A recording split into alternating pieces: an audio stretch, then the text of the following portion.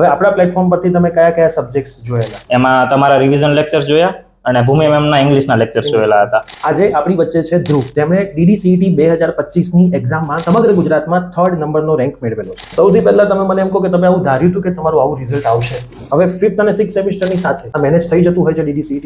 તો વિદ્યાર્થીઓ જે ઇન્ટર્નશિપ હોય છે 5મા સેમિસ્ટરમાં, તો તમે ઇન્ટર્નશિપ પછીથી તૈયારી ચાલુ કરી હતી કે ઇન્ટર્નશિપ વખતે તૈયારી તમારી? મિનિમમ કેટલા મહિના વિદ્યાર્થીઓને જોઈએ DDCET ની તૈયારી સરસ રીતે? તો તમારી રેગ્યુલર 2 થી 3 કલાકની મહેનત અને છેલ્લા મહિનાઓમાં તમારી ટોટલ 6 થી 7 કલાકની મહેનત હશે તો તમે DDCET માં સારું પરિણામ લાવી શકો.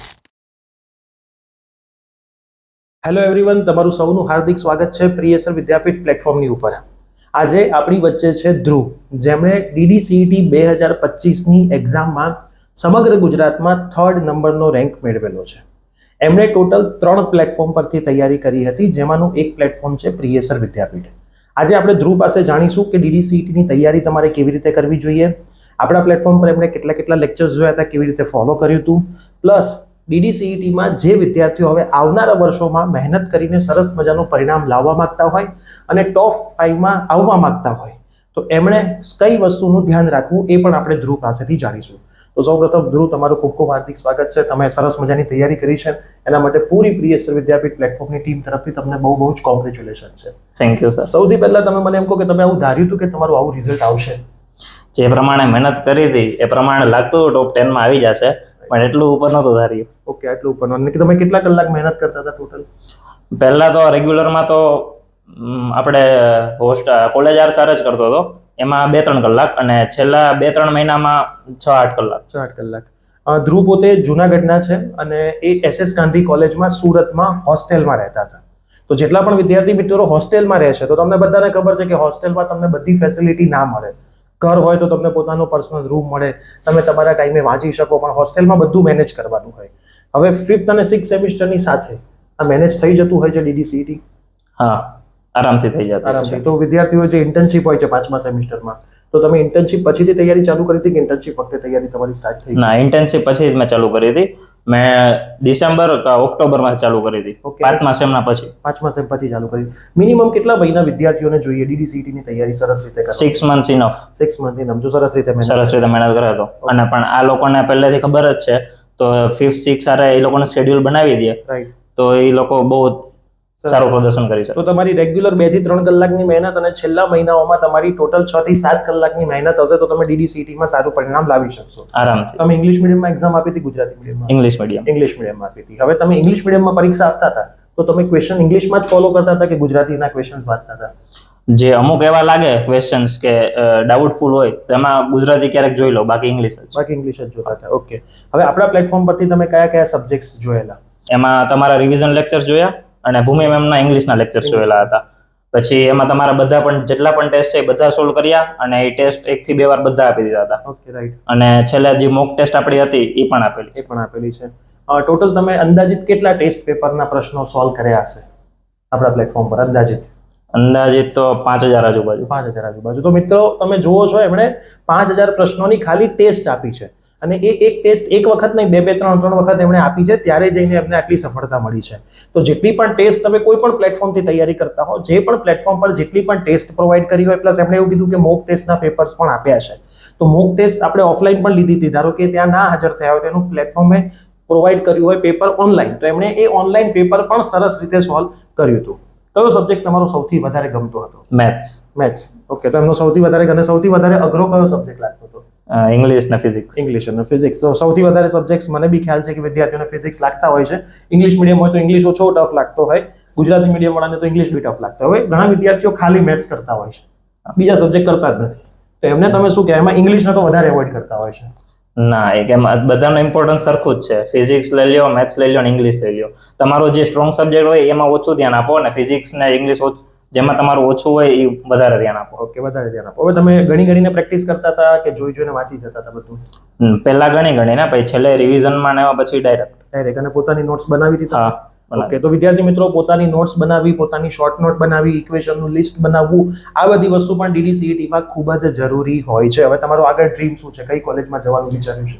આગળ જવાનું કાં તો નિરમા કાં તો LD.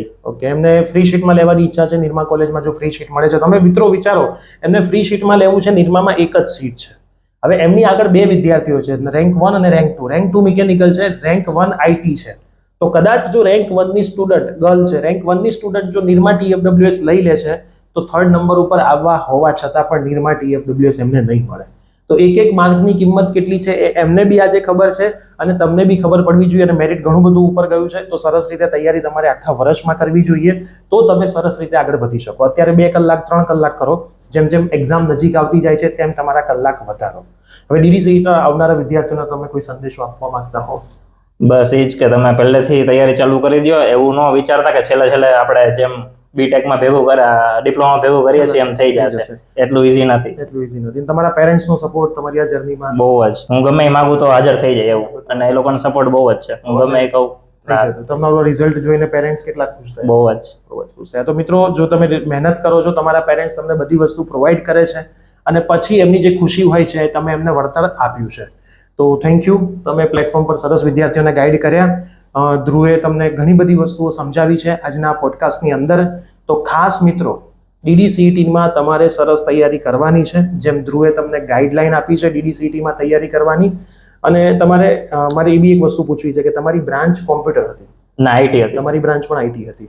બ્રાન્ચ ચેન્જ થઈ શકતી હોય છે, આવું લોકો કહેતા હોય છે. તો શું બ્રાન્ચ ચેન્જ કરવી જોઈએ? હા, બ્રાન્ચ ચેન્જ કરવી જોઈએ. તો તમે આઈટી છો તો તમે આઈટી માંથી કઈ ફિલ્ડ? CSE માં જાવ છો. CSE. પણ ધારો કે તમે આઈટી માંથી મિકેનિકલ લઈ લો, EC લઈ લો, એવું કરવું જોઈએ? ના, એવું ના કરવું જોઈએ. મતલબ કોમ્પ્યુટર આઈટી કોર બ્રાન્ચ વાળા પણ અમારી બ્રાન્ચમાં આવે છે, તો આપણે આમાંથી એમાં ન જવું જોઈએ. અને જે એ લોકો આમાં એ બ્રાન્ચમાંથી આ બ્રાન્ચમાં આવે છે એમણે ખરેખર આવી સ્વિચ બ્રાન્ચ કરવી જોઈએ તમારા અનુભવ પ્રમાણે? જે લોકોને એ બ્રાન્ચ નથી ગમતી એ લોકો આવી શકે છે, પણ એ લોકોને કોપ અપ કરવું બહુ અઘરું થઈ જાય છે. રાઈટ. તો ઘણા મિકેનિકલ, EC, ઇલેક્ટ્રિકલના વિદ્યાર્થીઓ આવું વિચારે છે કે મારે બ્રાન્ચ બદલીને કોમ્પ્યુટરમાં જતું રહેવું છે, ટ્રેન્ડ કોમ્પ્યુટરનો છે. પણ પોપઅપ કરવું ઘણું અઘરું પડશે તમારા માટે, 0 થી શરૂઆત કરવી પડશે.